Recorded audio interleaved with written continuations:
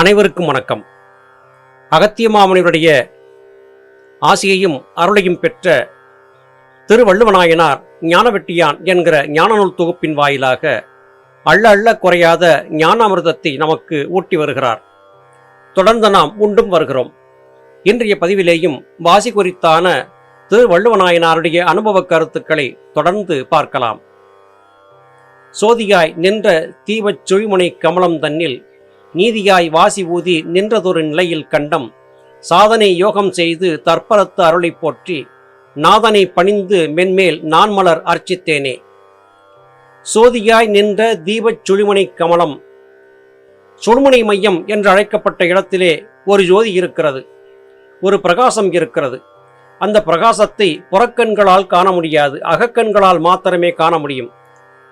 அந்த அகக்கண்களை உருவாக்கி அதன் மூலமாக ஞான ஜோதியை தரிசித்தவர்கள் எல்லோருமே சிவன் என்று ஆகிவிடுகிறார்கள்.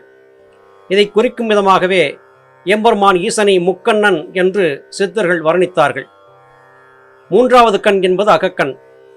யோகசாதன பயிற்சியிலே ஈடுபடக்கூடிய ஒருவன் தன்னுடைய உத்தம சத்குருமார்கள் சொல்லிக் கொடுத்தபடியாக முறையான கரண ஒழுக்கம், இந்திரிய ஒழுக்கம் என்கிற ஒழுக்க நெறிமுறைகளை கடைபிடித்து குறிப்பிட்ட காலம் தவறாதபடியாக, காலக்கட்டு குறையாதபடியாக, ஒரே சீராக அண்ணாக்கு பாதை வழியாக, கண்டம் என்றழைக்கப்பட்ட தொண்டை வழியாக வாசியை ஒரே சீராக ஏற்றி இறக்கி சுழுமுனை மையத்திலே நெருப்பை மூட்டி பழக வேண்டும்.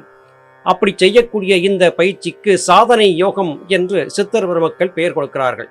சாதனை என்றால் செயற்கரிய காரியத்தை செய்து சாதிப்பது என்றாகிறது. வேறு ஒரு சாதனையும் இருக்கிறது.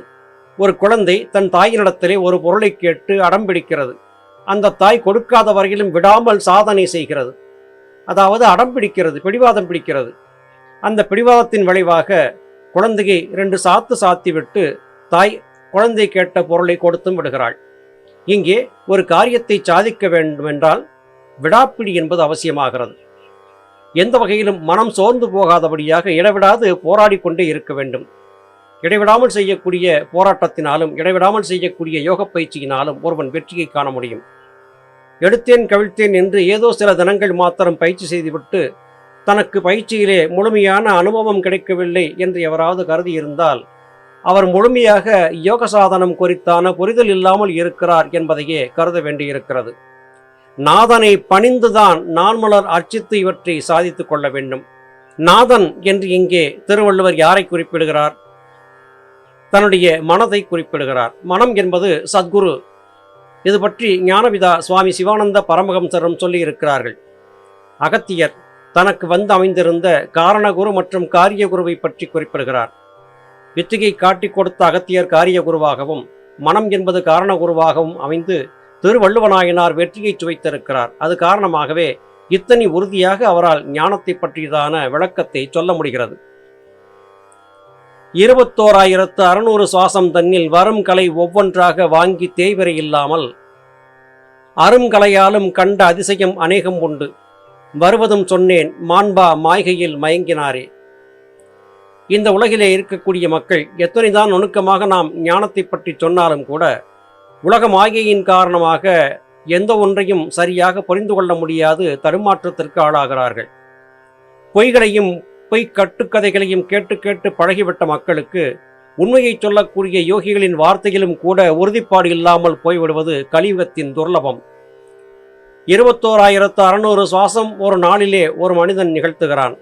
அந்த சுவாசத்தின் எண்ணிக்கை அவனுக்கு முழுமையாக கொடுக்கப்பட்டு 120 ஆண்டுகளுக்கு இந்த சுவாசத்தை கடைப்பிடித்தால் வாழ முடியும் என்று பராபரம் அனுப்பியிருக்கிறது. ஆனால் மனிதர்கள் தத்தமது செய்கைகள் காரணமாக வேக வேகமாக சுவாசித்து சுவாசத்தை நாசம் செய்கிறார்கள். அப்படி நாசம் செய்து விடாதபடியாக யோக சாதனம் பழகக்கூடிய ஒருவன் தன்னுடைய சுவாசத்தை மெல்ல மெல்ல குறைத்து குறைத்து குறைத்து பெரிய அளவிலே சுவாச நாசம் ஏற்படாதபடியாக பார்த்து கொள்ள வேண்டும். கலை ஒவ்வொன்றாக வாங்கி தேய்பிறை இல்லாமல் பயில வேண்டும் என்று திருவள்ளுவர் குறிப்பிடுகிறார். எப்படி சந்திரனுடைய கலைகள் தேய்ந்து போய் அமாவாசை என்பது ஏற்படுகிறதோ அதுபோல யோகசாதன பயிற்சியில் ஈடுபடக்கூடிய ஒரு யோக சாதகன் தன்னுடைய தவறான கிருத்தியங்களால், தவறான காரியங்களால் மெல்ல மெல்ல சுவாச நாசத்தை அடைகிறான். அப்படி சுவாச நாசம் என்பது ஏற்பட்டு விடாதபடியாக சுவாசத்தின் எண்ணிக்கையை காப்பாற்ற பழக வேண்டும் என்று திருவள்ளுவர் குறிப்பிடுகிறார். அப்படி காப்பாற்றி கொண்டு விட்டால் நீங்கள் அநேகமான அதிசயங்களை காண முடியும் என்றும் நமக்கு ஆறுதல் சொல்கிறார். அது மட்டுமல்ல, இந்த யோக பயிற்சியை செய்யும் போது ஏற்படக்கூடிய மாறுபாடுகளை பற்றியெல்லாம் என்னுடைய இந்த ஞானவெட்டியான் என்கிற நூலிலே தெளிவாக சொல்லியிருக்கிறேன். அருமை மக்களே, நான் கண்டுகொண்டு விட்ட ஞான ரகசியங்களை நூல் வாயிலாக உங்களுக்கு சொல்லியிருக்கிறேன். நான் மட்டுமல்ல, எனக்கு முன்பு வாழ்ந்திருந்த அநேக சித்தர்கள், என்னுடைய குருவாகி அகத்தியர் உட்பட அனைவருமே ஞான சாதனத்தை தெளிவாக சொல்லி இருக்கிறார்கள். அவர்கள் சொன்ன கருத்துக்களில் முக்கியமாக நாம் புரிந்து கொள்ள வேண்டியது ஒன்று: பொய் யோகிகள் இந்த கலியுகத்திலே அநேகம் பேர் மலிந்து போவார்கள், மலிந்து காணப்படுவார்கள் என்று சொல்லியிருந்தார்கள். பொய்கள் அதிகமாக கடைத்தெருவிலே விற்பனையாகி கொண்டிருக்கும் போது உண்மையான பொருள் வரும்போது அந்த பொருளை சீண்டுவாரில்லை. இதை நம்முடைய நடைமுறை வாழ்க்கையிலேயே நம்மால் காண முடிகிறது. சந்தை கடைக்கு காய்கறிகள் வாங்குவதற்காக செல்லுகிறோம். அங்கே பளபளப்பாக கூடைகளிலே அடுக்கி வைக்கப்பட்டு கூவி கூவி விற்கக்கூடிய கடைக்காரத்திலே கூட்டம் பெருகி இருப்பதையும், அந்த கடைத்தருவிலே ஒரு மூலையிலே ஒரு வயதான மூதாட்டி கால்களை நீட்டியபடியாக சிறிதளவு மாத்திரமே காய்கறிகளை வைத்தபடி அமர்ந்திருப்பார். அவர் உண்மையிலேயே தன் வீட்டு தோட்டத்திலே சிறிதளவு காயை பயிரிட்டு கொண்டு வந்திருப்பார். அதை யாரும் சீண்டி பார்க்க மாட்டார்கள். நல்ல பொருள் என்பது வீதியிலே மூலையிலே முடங்கி கிடக்கிறது. எதற்கும் பயன்படாத தீமைகளையே தரக்கூடிய பளபளப்பான பொருட்கள் எல்லாம் கூடையிலே கொய்த்து வைக்கப்பட்டு கூட்டம் கூட்டமாக மக்களை இழுத்து கொண்டிருக்கிறது. இப்படித்தான் நம்முடைய இந்த உலக வாழ்க்கையிலே சகலமும் இருக்கிறது. பொய்யை சொல்லக்கூடியவர்கள் கூட்டம் கூட்டி விடுகிறார்கள். அவர்களை சுற்றிலும் மிகப்பெரிய கூட்டம் கூடி விடுகிறது. தங்களுடைய வாய்ஜாலத்தை கொண்டு தங்களிடத்தில் இருக்கக்கூடிய போலியான பொருட்களை உண்மை என்று சொல்லி விற்று விடுகிறார்கள். ஆனால் உண்மையான ஞான கருத்துக்களை சொல்பவர்கள் இவர்களைப் போல கீழிறங்கி சென்று கீழ்மையாக தங்களுடைய பொருட்களை கூவி விற்பதில்லை. உண்மையை தேட வேண்டும் என்று கருதுகிறவர்கள் அவர்கள்தான் தேடிச் செல்ல வேண்டுமே அல்லாது உண்மைகள் கடைத்தெருவில் வந்து உங்களுக்காக காத்திருக்காது. இந்த உண்மையை புரிந்து கொள்ள வேண்டும். வருவதும் சொன்னேன், இந்த உலக மாயையிலே பல மக்கள் மயங்கி கிடக்கிறார்கள். அந்த மயக்கத்தை நீக்கி கொண்டு உத்தம சத்குருமார்கள் சொல்லிக் கொடுத்த யோக பயிற்சிகளை முறையாக பயின்று வெற்றி பெற்றுவிட்டேன் என்பதை உங்களுக்கு சொல்லுவதற்காகவே திருவள்ளுவனாகிய நான் ஞானவெட்டியான் என்கிற இந்த நூலை உங்களுக்காக கொடுத்திருக்கிறேன் என்று திருவள்ளுவர் இங்கே விரிவாக எடுத்துச் சொல்லுகிறார்.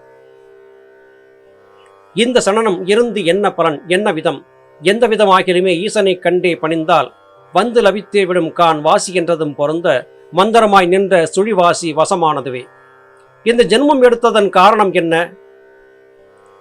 நாவிற்கு ருசியாக இருக்கக்கூடிய உணவுகளை உண்பதா?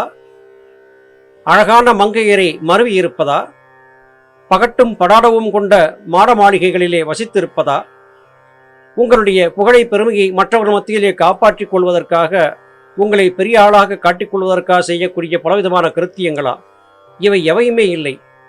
இந்த உடல் எடுத்திருப்பதின் நோக்கம் முறையாக வாசிப்பயிற்சியை செய்து ஈசனை அடைய வேண்டும் என்பதற்காகவே. எனவே அருமை மக்களே, உங்களுடைய இந்த பிறவி எதற்காக என்பதை உங்களுக்குள்ளேயே திரும்ப திரும்ப வினாக்களாக விடுத்து ஆராய்ந்து பார்த்து முடிவு செய்யுங்கள். எந்த விதமாக இருந்தாலும் எப்பாடுபட்டாவது ஈசனை கண்டுவிட வேண்டும் என்கிற உறுதிப்பாடு உங்களை விட்டு நீங்கிவிடாமல் பார்த்து கொள்ளுங்கள். உண்மையான வாசியிலே வெற்றி என்று சொன்னதுமே அது மந்திரமாக இருந்து உங்களுக்குள்ளே நீங்காது சுழன்று கொண்டிருக்க வேண்டும்.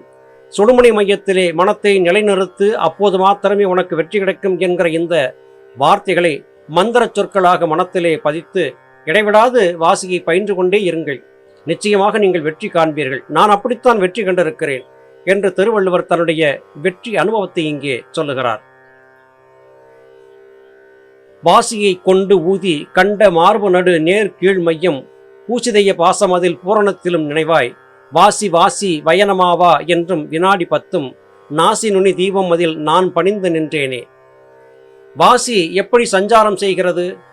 கண்ட நடு, தொண்டை நடு, மார்பு நடு, கீழ்மையம் என்று அழைக்கப்படக்கூடிய நெஞ்சுக்குழி என்கிற இடம், அதிலிருந்து கண்டம் என்று அழைக்கப்பட்ட தொண்டைக்குழி என்கிற இடம், இந்த இடத்தின் வரையிலுமாக சுவாசம் என்பது சென்று வந்து கொண்டிருக்கிறது. இது இயல்பாக மனிதர்களுக்கு நடக்கிறது.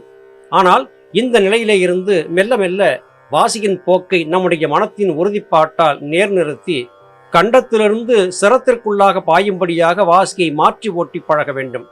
அப்படி செய்யும் போது 10 வினாடிகளுக்கு உங்களால் மனத்தை சுழுமணி மையத்திலே நிறுத்த முடிந்துவிட்டால் நிச்சயமாக நீங்கள் நாசினுனி என்று அழைக்கப்படக்கூடிய சுழுமணி மையத்திலே தீபஜோதியை தரிசித்துவிட முடியும்.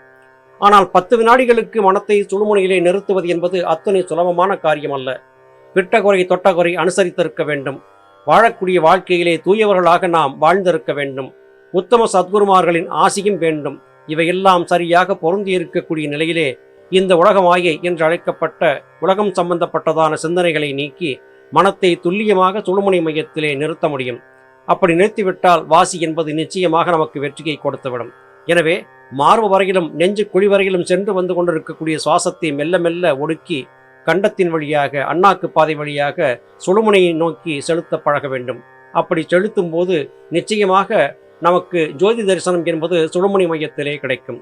இதை அறிந்து கொண்டு விட்டவர்கள் நிச்சயமாக என்னைப் போல ஆனந்தம் பெறுவார்கள் என்று திருவள்ளுவனாயினார் தன்னுடைய அனுபவத்தை இங்கே பதிவு செய்கிறார். அருமை சகோதர சகோதரிகளே, அனைத்து சித்தர்களும் சொல்லக்கூடியது சுழுமுனை மையத்திலே மனத்தை நிலைநிறுத்த வேண்டும் என்கிற கருத்தையே. மனத்தை நிறுத்துவதற்கு நமக்கு இருக்கக்கூடிய ஒரே ஒரு வாய்ப்பு வாசியை கொண்டு சுழுமுனையிலே ஊதுவதுதான். அப்படி ஊதுவதன் மூலமாக மெல்ல மெல்ல மனத்தை வாசியிலே நிலைநிறுத்த முடியும். இதை கற்றுக்கொண்டு விட்டால் நிச்சயம் நாமும் வெற்றியாளர்கள்தான். மீண்டும் அடுத்த பதிவிலே உங்களை சந்திக்கிறேன். அதுவரையிலும் நன்றி, வணக்கம்.